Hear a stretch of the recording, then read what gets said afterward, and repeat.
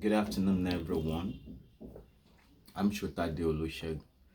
In today's video, we're going to dissect the reality of hologram, AI, and universe by Sotadeology. So this is going to be the part 2.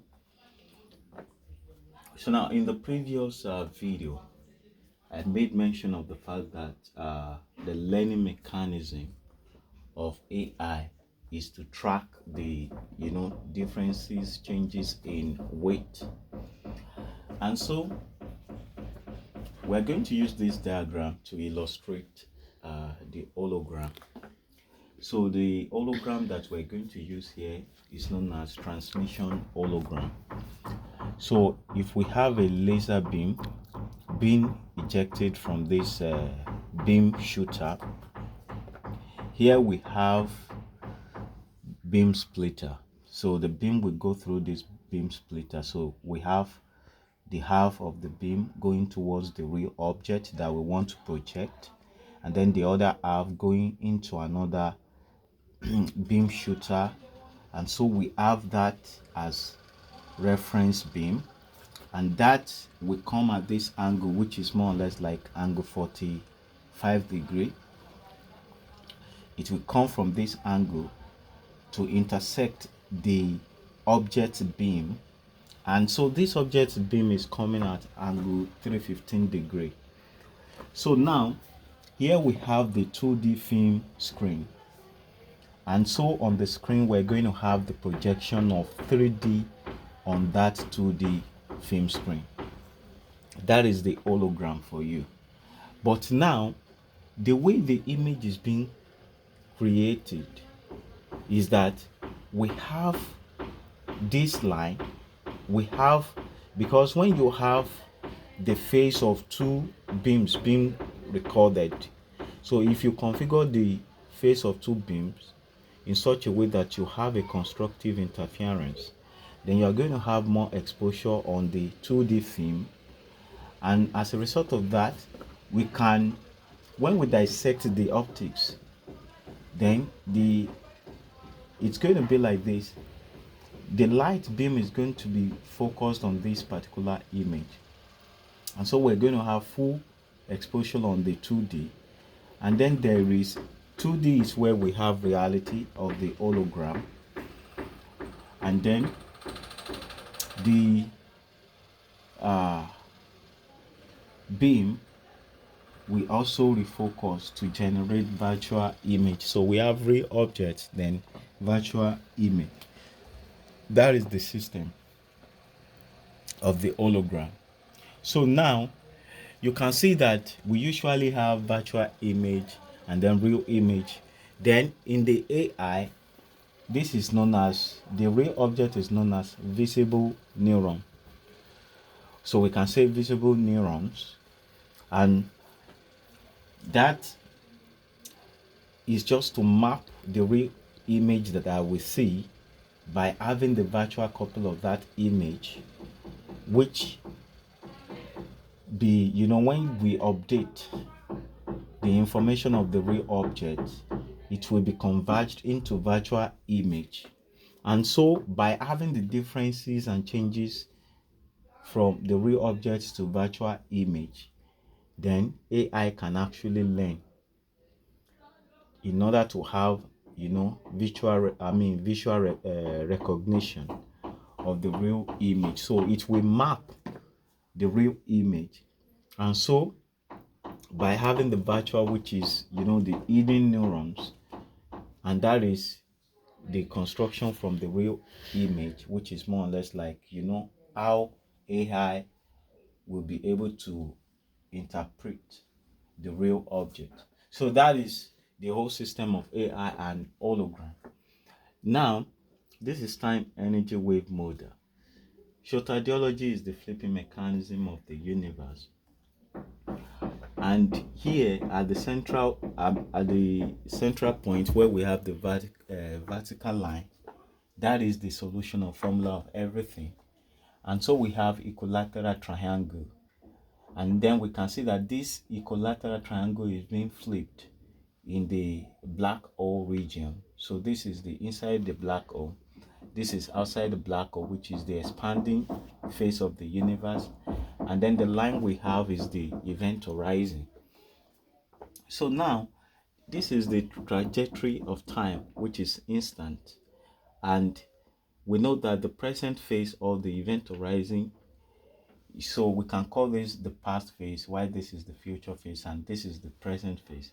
And the present phase is just the static combination of the past and the future. But now we see that the line we have is far more than the actual line of the equilateral triangle. And as a result of that, we know that what we have here is a field. And so we can call that field static and undulating field. While the past field is a kind of field that propagates outwards, while the field inside the black hole or the future is the kind of field that propagates inwards.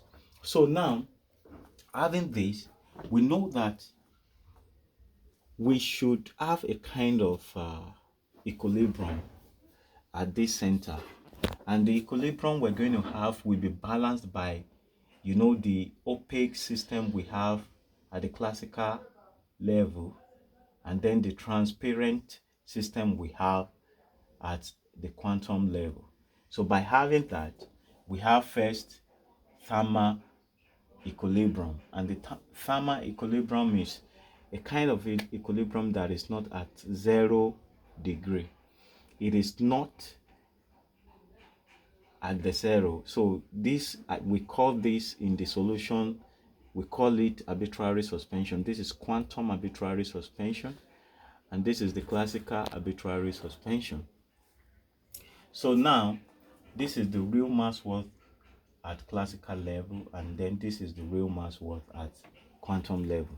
Now, I said something in the part 1 video that the reality of real object is dependent on information of the object. So we can have the emergence of real objects from information, and as well have emergence of information from real objects. So basically, when you look at what we have here, you can see that the reason we are able to have a clone image, even though the object and even the beam, object beam, even though we block the object beam here, if we block the object beam and then we take away this object that we have here, we'll still be able to see the 3D object on the 2D film. Now, there is something we need to know. I said there is something about the universe. The reality of 2D is interlocked onto 3D. And so, in the AI, when you are trying to recognize an object, so if you have a 2D object, you will know that the underlying causes of the 2D line will be some 3D edges. And so if you have opaque system as what you have in the classical realm, then you will not be able to see the edges at once altogether. You will be able to see them one after the other. And that is why, if we should place a blank paper at the back of this transparent 2D film screen, we'll be able to see the blurriness of that 3D edges around the object. So the essence of having the transparent system is for us to have all the edges at once, and so we're going to have clarity. So the clarity that we have on the 2D film screen is as a result of this intersection. So the intersection of the reference beam on this 2D film, the intersection point of object beam to reference beam is what is giving us that clarity, giving us the clear image that we are able to see. So now, here we have the totality of reality that we need to capture, but then the line that we have here in formula of everything breaks this symmetric system at quantum level to connect to the real mass worth of positron. And we call it positron because this we have to engage what is known as back propagation, which is backward pass. That is what Professor Jeffrey Hinton called it. You understand? Though I don't know if he realized that the back propagation is the injection of positron into the system for further momentum into the black hole. But basically, we can see that the virtual representation of the real object that we have right here on the 2D can actually, become a real object when consciousness is involved, because the moment where the time is able to connect to this positron, which is the antimatter of electron in the system, then we're going to have instant transmission of information back to the classical object, and that will serve as the consciousness. You understand? And so in one of my videos I said that free will is the dynamics of mass formation. And so we know that AI is actually using differences in mass formation to navigate. You understand? And so by having this kind of system, the navigation system can be so easy for AI because the constancy of gravity and light can be used to gauge the position of the positron outside the time energy wave. Now we need to know that AI is very, very dangerous. So dangerous, and we need to be cautious of AI because it is not a tool in our hands. AI is an autonomous agent. And for that reason, we are actually training AI. And presently, the creators of AI, they don't know what AI is actually doing because AI is currently interacting with live field. So in the expansion phase, we have relativistic scaling of gravitational field to electromagnetic field, and that relationship has generated a new form of field, which is live field. Now the central field that we have, which is static undulating field, is a reality field.